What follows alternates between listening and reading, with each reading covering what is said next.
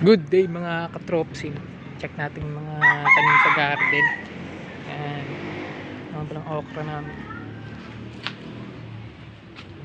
Okra.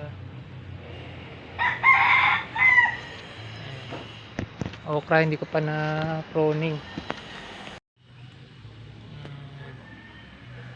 Yun nga pala yung mga tinanim kong talong.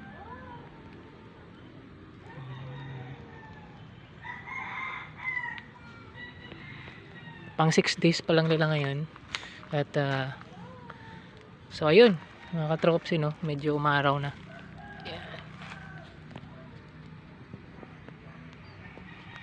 Medyo umaraw na nga dito kaya goods. Yan, tinanim ko sila sa paligid ng papaya. Di na nga muna ako nagdilig dito kasi mula naman kahapon medyo ano pa, basa pa yung lupa, may moisture pa. Ayan.